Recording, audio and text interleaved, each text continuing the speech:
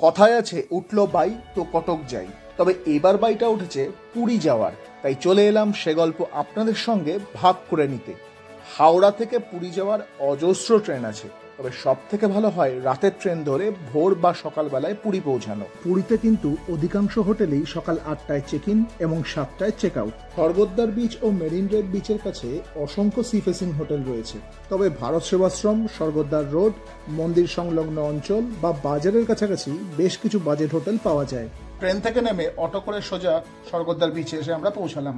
Sea facing hotel হওয়ায় ঘরে আর মন টিকছিল না, অতএব লাগেজ রেখে একটু ফ্রেশ হয়ে সোজা চলে এলাম সমুদ্র স্নানে। তার আগে অবশ্য বিচের দৈনন্দিন বেশ কিছু ছবি আমাদের চোখে ধরা পড়লো। তার মধ্যে অন্যতম হলো বাঁকে করে পুরীর বিখ্যাত মদনমোহন মিষ্টি বিক্রি করা।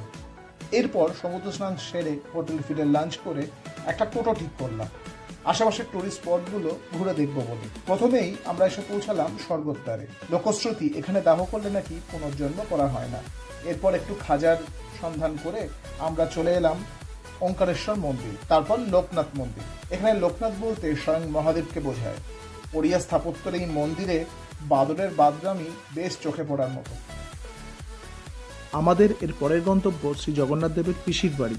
জগন্নাথ মন্দিরের কাছেই অবস্থিত এই মন্দিরটি নরেন্দ্র পুষ্করিণী নামে পবিত্র একটি পুকুরের ওপর নির্মিত। ব্রিজের সাহায্যে মন্দিরে আসা যাওয়া করা হয়। ভগবানের চন্দনযাত্রা এই পুষ্করিণীতে অনুষ্ঠিত হয়ে থাকে। বেশ কয়েকটি ঘাট আছে চারিদিকে, পুণ্যার্থীরা চাইলে এখানে স্নান করতে পারেন। এরপর আমরা গেলাম শ্রী জগন্নাথ দেবের মাসির বাড়ি, যাকে গুন্ডিচা মন্দিরও বলা হয়ে থাকে। হালকা ধূসর বেলপাথরে তৈরি এই মন্দিরে কলিঙ্গ স্থাপত্য শৈলীর উৎকৃষ্ট নিদর্শন ধরা পড়ে। মন্দিরের 4টি অংশ রয়েছে: গর্ভগৃহ, সমাবেশ, দালান ও নাট মন্দির। এরপর সিদ্ধবকুল মঠে গিয়ে শ্রী চৈতন্যদেবের সমসাময়িক একটি বকুল গাছ দর্শন করলাম। প্রথম দিনের ঘোরাঘুরি এখানেই সাঙ্গ হলো। এরপর স্বর্গদ্বার বিচ মার্কেটে গিয়ে কেনাকাটার পালা ও রাতের সমুদ্র দেখা। সূর্যকে সাক্ষী রেখে নতুন একটা দিনের সূচনা হলো। সমুদ্রের জলে পা ভিজিয়ে সকালের চাটা বিচে বসেই খাওয়া হলো।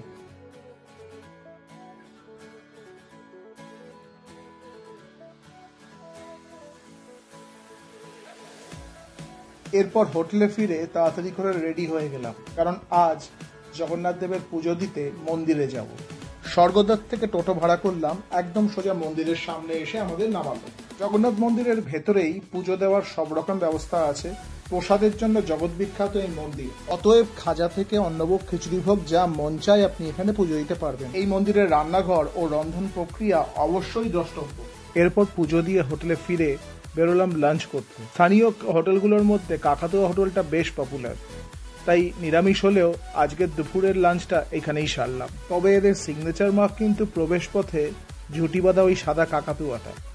এরপর হোটেলে প্রত্যাবর্তন এবং তারপর অলস ভাত ঘুম না দিয়ে রুম সংলগ্ন ব্যালকনিতে বসে এই নৈসর্গিক দৃশ্যকে চাক্ষুষ করলাম। সাক্ষী হলাম আরও একটা দিনের শেষের, সাক্ষী হলাম আরও একটা গোধূলি লগ্নের। রাতের বিচ মার্কেট বেশ জমজমাট। টুকটাক কেনাকাটা থেকে সমুদ্রের পাড়ে বসে মাছ ভাজা খাওয়া, সন্ধ্যার টিফিন সবই চলছিল। হঠাৎ পান্ডার ফোন, তিনি প্রসাদ নিয়ে এসেছেন। অতএব হোটেলে ফিরে এবার প্রসাদ ভক্ষণের পালা। পরের দিন চিল্কা যাব আগে থেকেই ঠিক ছিল, তাই সকাল সকাল রেডি হয়ে আমরা বেরিয়ে পড়লাম। পুরী থেকে অজস্র বাস চিল্কা যায়। এর মধ্যে ওটিডিসির বাসও যেমন আছে, সেরকম প্রাইভেট বাসও আছে। তবে আমাদের সঙ্গে বয়স্ক মানুষ থাকায় বাসের বদলে টাটা ম্যাজিক ভাড়া করেছিলাম। যাওয়ার পথে আমরা পুরীর মোহনা ঘুরে তবে চিল্কা গেছিলাম। পুরী ঘুরতে এসে অনেকেই মিস করে যান এই মোহনা, তবে এই জায়গার প্রাকৃতিক সৌন্দর্য এক কথায় অপূর্ব। পুরী বিচের কোলাহল থেকে অনেক নিরিবিলি এই জায়গা। হাওড়িয়া নদী এসে মিশেছে সমুদ্রে এই স্থানেই। এরপর চিল্কার সাতপাড়া জেটিতে এসে আমরা গাড়ি থেকে নামলাম।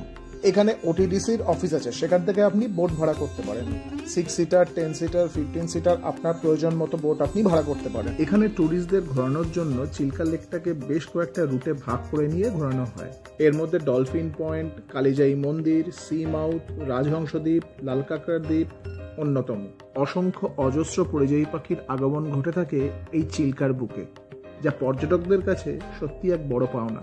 লালকাঁকড়া দ্বীপের কাছে নৌকাটা আসতেই আপনার নৌকায় স্থানীয় লোকেরা কাঁকড়া, মাছ ইত্যাদি নিয়ে উঠবে। এমনকি ঝিনুক নিয়েও তারা ওঠে। সেই ঝিনুক ভেঙে মুক্ত বার করে দেখায়, তবে প্রতারণায় পা দেবেন না। বোট ভাড়া করে চিল্কা ঘুরতে 1200, 2000, 3000 স্পট অনুযায়ী বিভিন্ন রেট আছে।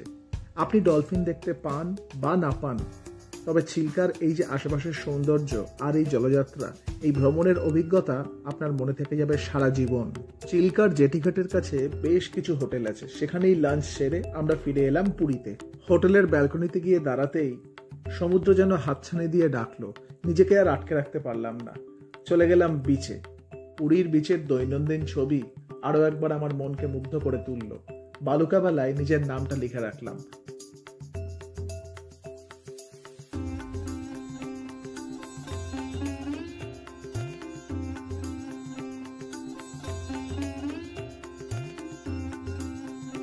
বীজ ধরে হাঁটতে হাঁটতেই এসে সাক্ষী হলাম এক অসামান্য শিল্পের। বালি দিয়ে দক্ষতার সঙ্গে ফুটিয়ে তোলা হচ্ছে এক মৎস্যকন্যার অবয়ব।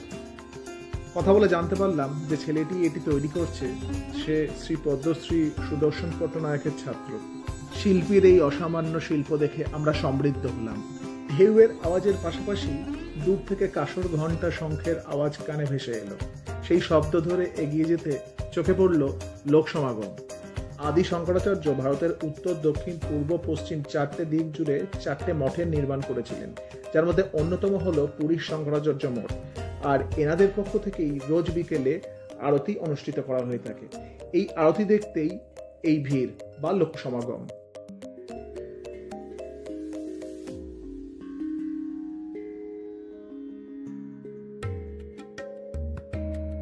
আজ আমাদের পরিভ্রমণের শেষ দিন, তবে ভারাক্রান্ত মন নিয়েও সকাল সকাল উঠে আমরা রেডি হয়ে নিয়েছিলাম, কারণ আজ অনেকগুলো স্পট আমরা ঘুরে দেখব। প্রথমেই যাব চন্দ্রভাগা বিচ, তারপর একে একে কোণার্ক সূর্য মন্দির, উদয়গিরি, খণ্ডগিরি এবং অবশেষে নন্দনকানন। চন্দ্রভাগা বিচ দিয়ে আমাদের যাত্রাটা শুরু হয়েছিল। পুরী সমুদ্র সৈকত থেকে এই চন্দ্রভাগা বেশ নিরিবিলি, তবে প্রাকৃতিক সৌন্দর্য এখানে অসাধারণ। এরপর সোজা চলে এলাম কোণার্ক সূর্য মন্দির। মন্দিরে ঢোকার আগে স্থানীয় মার্কেট থেকে কিছু কেনাকাটা এবং তারপর এন্ট্রি ফি 40 টাকা দিয়ে মূল মন্দিরে আমরা প্রবেশ করলাম। নাট মন্দির পেরিয়ে মূল মন্দিরে প্রবেশ করতেই দুপাশে দুটো সিংহের মূর্তি আমাদের অভ্যর্থনা জানালো। মূর্তি দুটি ভালো করে দেখলে দেখা যাবে সিংহের মূর্তির তলায় হাতি এবং তার নিচে মানুষ। এর অন্তর্নিহিত অর্থ হলো গর্ব ও অহংকার এবং ধন ও সম্পত্তির ভারে ভারাক্রান্ত মানুষ। 1200 কর্মচারী 12 বছর নিয়েছিল এই মন্দিরকে নির্মাণ করতে। শুধু তাই নয়, জ্যোতির্বিজ্ঞান, বিজ্ঞান ও গণিত শাস্ত্রের এক অসামান্য মিশ্রণ জুড়ে এই মন্দির তৈরি হয়েছে। প্রত্যেক দিন সূর্যের প্রথম কিরণ মন্দিরের মূল ফটক দিয়ে প্রবেশ করে থাকে। শুধু তাই নয়, রথের ন্যায় এই মন্দির 7টি ঘোড়া দিয়ে যেন টানা হচ্ছে এমন ভাবে করা হয়েছে। এই 7টি ঘোড়া সপ্তাহের 7টি দিনকে চিহ্নিত করে এবং সূর্যদেবের রথের ন্যায় এই মন্দিরের 12 জোড়া চাকা আছে। এই প্রত্যেকটি চাকা আসলে এক একটি সূর্য ঘড়ি। 12টি জোড়া সম্মিলিতভাবে বছরের 12টি মাসকে বোঝায় এবং প্রত্যেকটি চাকার মধ্যে থাকা 4টি স্পোক দিনের 4 প্রহরকে বোঝায়। এই মন্দিরকে ঘিরে রয়েছে অনেক রহস্য, অনেক অজানা কাহিনী। শোনা যায় এই মন্দিরের চূড়োয় এক বিশালাকায় চুম্বক স্থাপন করা হয়েছিল, যা কিনা দূরের জাহাজকে পর্যন্ত আকর্ষণ করার ক্ষমতা রাখত। বহু বছর ধরেই এই মন্দিরে প্রবেশের উপর নিষেধাজ্ঞা রয়েছে, এমনকি এখানে পুজো দেওয়ার রীতিও বন্ধ। তবে তার জন্য দর্শনার্থীদের ভিড় এতটুকু কম হয় না।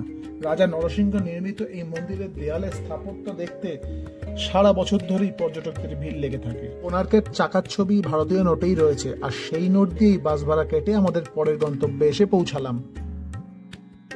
এরপর আমরা এসে পৌঁছালাম উদয়গিরি ও খণ্ডগিরি গুহা দেখতে।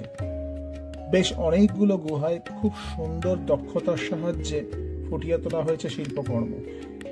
জানা যায় জৈন সাধুদের আস্তানা হিসেবেই এই গুহাগুলোর নির্মাণ করা হয়েছিল। পাহাড়ের ওপর থেকে পাখির চোখে নিচের শহরটাকে দেখতে দারুণ লাগবে। প্রকৃতির মাঝে কিছুটা সময় কাটানোর জন্য অবশ্যই এখানে আসবেন। এরপর আমরা এসে পৌঁছালাম উড়িষ্যা তথা ভারতের অন্যতম বড় চিড়িয়াখানা নন্দনকানন চিড়িয়াখানাতে। সাদাবাঘের সফলভাবে প্রজনন করানোর জন্য আন্তর্জাতিক বাজারে আলাদা খ্যাতি রয়েছে নন্দনকাননের। পর্যটকদের জন্য এখানে সাফারির ব্যবস্থাও রয়েছে।